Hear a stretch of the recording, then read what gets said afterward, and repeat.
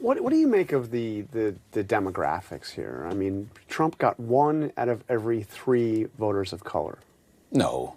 Yeah. 1 out of 3. 33%. No. Really? Yeah. When you say color, you mean like black, brown, everything. Oh, well, I think that, people have different issues that they care about. And I think that there's nobody out there that's a single issue voter. I think some of this is a backlash to race and gender and identity politics. But, man, most people, they just care about keeping food on their table and keeping a roof over their head. And I think sometimes people forget about that. I think that they forget about, the working class. And for whatever reason, Donald Trump speaks to the grievances of the working class in a real way. And I keep telling folks, people will forget what you did, they'll forget what you said, but they'll never forget how you made them feel. And when you go back to 2020, even though it was a pandemic and it was COVID, yeah, people don't care. All they know is they got stimulus checks with his name on it, and that's what they remember. And so people think about that. When you have conversations with folks, they be like, yo, I remember how 2020 felt. And they think that they're going to feel that, in this next term. Yeah, I mean, how do you explain? I mean, he obviously swept the battleground states. He drove up,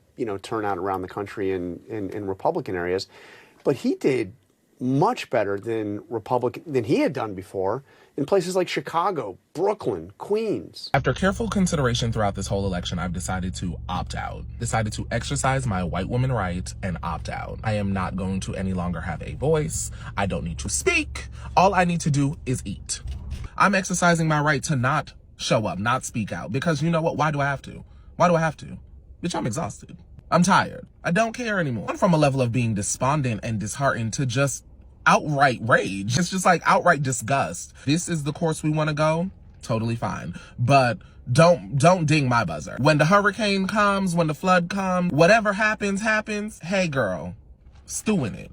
This is what you wanted, diva. When the cost of the lashes that you buy from overseas, and when the tariffs hit, and all of those import costs shoot the price up, and inflation starts to really, and inflation really starts to fuck you up the way it's going to fuck you up. Hey, girl. Boy.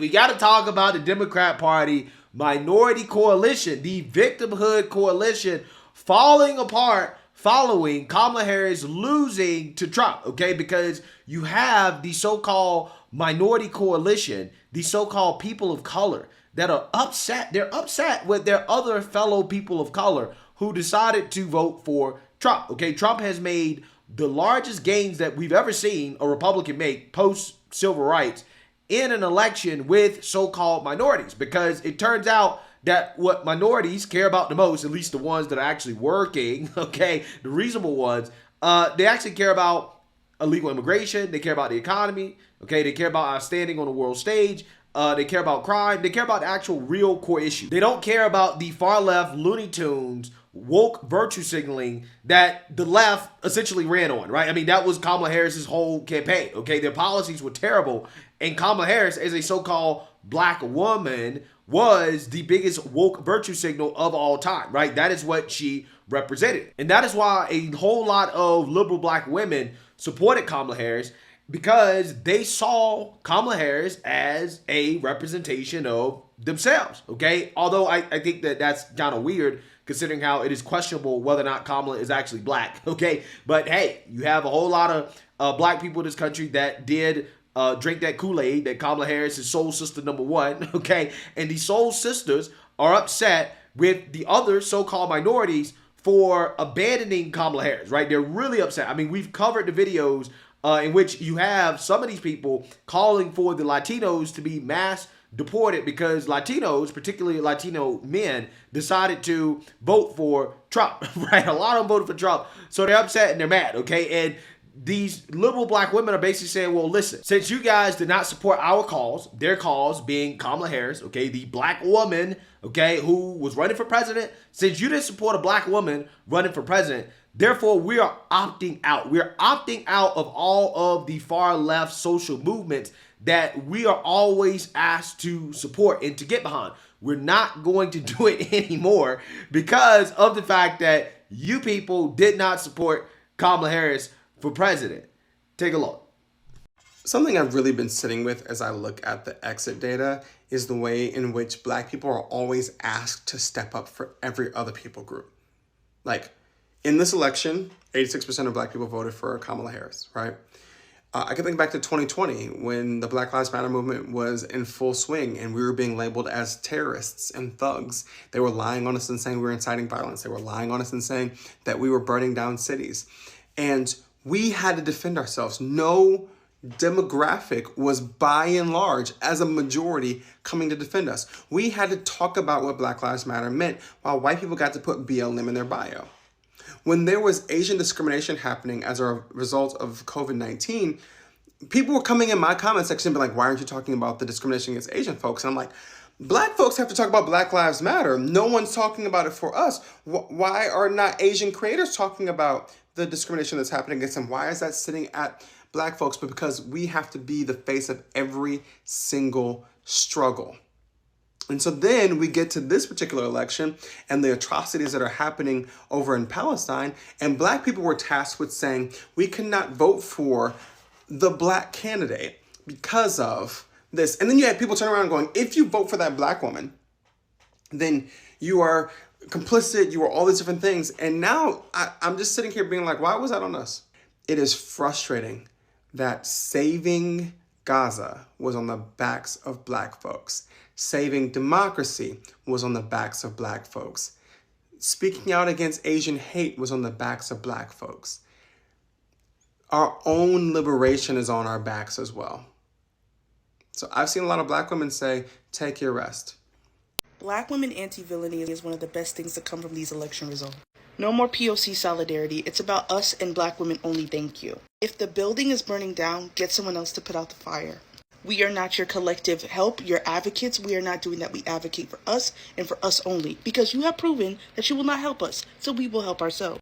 Black Women's Project 2025 is to rest radically, okay? Wild feminine, primal, intuitive rest. We need to rest in our intuition. We need to rest, period. And no sex, because in order to honor your sensuality, men don't deserve to touch you, much more be inside of you. So none of that. I am all for the 4B movement. Like, go ahead. You know, if you do want to have a baby, that's your choice. And I'm for the babies. I'm a baby girl. Okay. Well, not baby. Well, that too. But I'm a pro baby girl. But whatever you want to do, it has to be your choice as long as you're safe. But do not have sex with these men. Get off the dating apps. Delete the Tinder. Delete the... Get deleted. It's low frequency anyway. Get rid of it. This is a question for Black women. Are any of you wrestling with the fact that you feel sort of apathetic about these election results? Like, I saw a video this woman posted, and she said that Black women are looking at these results and just being like, all right, bet. And that's exactly how I feel. Like, I look at these results and I'm like, okay, cool. Like, that's what you want to do. You. Cool. Of course, I'm horrified by the devastating effects that this reality is going to have on the lives of Black women, Black people, brown people, Asian people, women in general, people in general. Like in the 2016 election, I felt like I had a role to play with white Americans. I was like, I need to help change the minds of white Americans. And this time I'm like, you do you, I'm going to do me. I'm going to take a step back and I'm going to hang with the sanest people in the country, which is Black people. I think I have a colonoscopy that day. Colonoscopy, right? And then, King, you have to get a dog wash that day, right? Yeah, I think you're getting a dog wash that day. I have to get a pedicure. Oh, my podcast. I got to record my podcast 3 days before that. My podcast. Watch my husband cook dinner. And scroll the YouTube and pass by unimportant messages. So I don't think I can make it that day to the Women's March. 40 plus years of work I'm going to take off for the next year or so. So here we are, day 4 post-election. And you guys are on here upset that we've decided to opt out. My question is why? Pre-election, all we heard was Black women don't matter, Black women are insignificant, Black women this, Black women that. But yet here we are. And all we're hearing is wah, wah, wah. Why are y'all leaving us? Why won't y'all include us? Nah. Keep that same energy you had pre-election, where we didn't matter. Cash that check, okay? Because you spoke that into existence. And so here we are, minding our business. Be gone. Wow. Wow. Hilarious. Absolutely hilarious.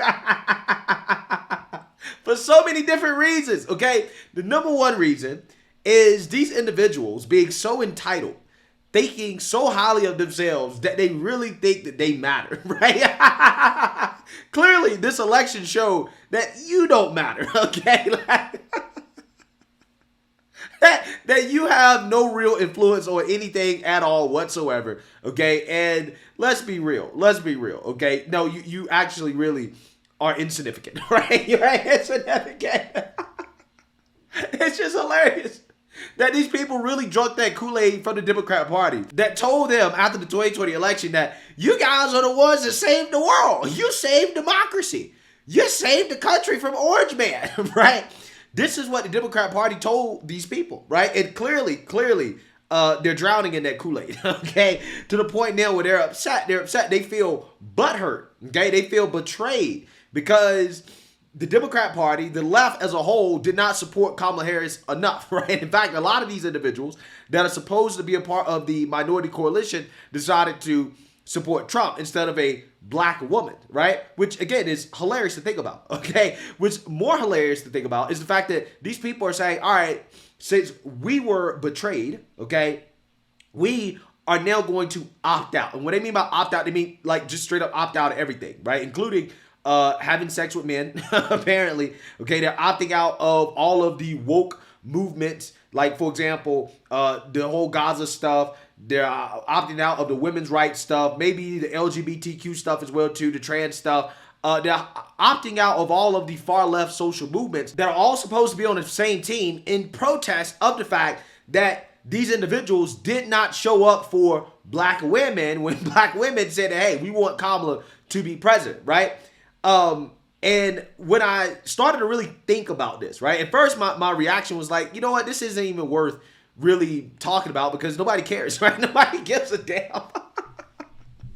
So it's not even worth talking about. But then the more I thought about it, I said, wait, hold on. So these women are saying that, well, we're going to boycott having sex with men because we're upset, right, with men not supporting Kamala Harris. I said, you know what? I think that's actually a good thing, right? Why is that a good thing? Because that means that you have less abortions and less single baby mamas, right? If these women keep their legs closed, then that's probably good for society as a whole, right? That's actually a great thing. Wait, hold on.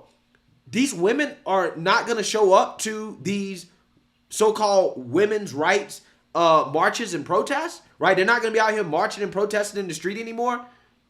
Hold on.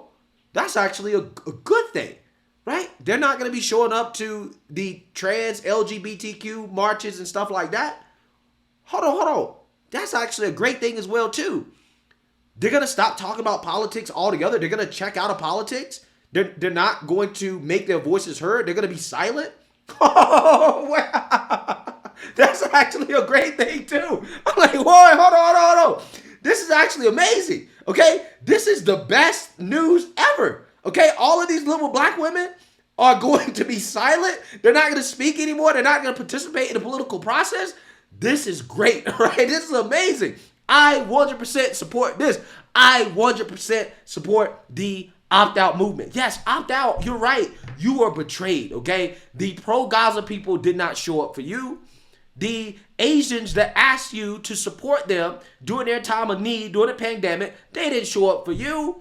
The Latinos, when they were protesting against Trump and mass deportations and family separation, they didn't show up for you. LGBTQIA+ did not show up for you. None of these people showed up for black women when black women needed them the most. So therefore, I support black women saying, we're going to be silent, right? I support that. I 100% support that. I 100% support black women saying we're opting out and we're not supporting anybody else's cause, anybody else's movement. We're just going to mind our own damn business and live our lives, and we don't care anymore. I 100% support that. This is one of the best outcomes that we could have after Kamala Harris got blown out to Trump, which is for a whole bunch of angry black women, liberal black women, to say, you know what, we're done, right? We're done with this, okay? We're done with political activism, okay? Hey, I'm just saying I support it. I think this is a great thing. I think you should show them. You should really show them just how important black women are to the Democrat minority victimhood coalition. Show them. You got to stick it to them, okay? And you should take it even further. In fact, during the midterms, you should show them by not showing up at all. Just don't show up at all. During the midterms, just don't do it. Because otherwise, how are they going to learn their lesson that they need black women? In order to show Democrats that they need black women, the best thing for you to do is to do the same thing that the Gaza people did, right? That the Muslims did. Okay? Either vote the other way, vote for Trump, actually. You should actually vote for Republicans, okay, in the midterms, right? Or just don't vote at all. And then in 2028, take it even further. Either don't vote at all or vote for the Republican, right? That's actually what you should do. If you really want to stick it to them and show them how important black women are, you either should just sit out or just, again, vote Republican. I think that's a great idea. I really do. I'm just saying, I 100% support this movement. And if you need any ideas, feel free to reach out to me. I have some great ideas for how you can take this even further and really show them the power of black women in this country. I'm just saying. So, hey, let me know what you guys think. Make sure you like, comment, and subscribe. Most importantly, share a black conservative perspective. Peace.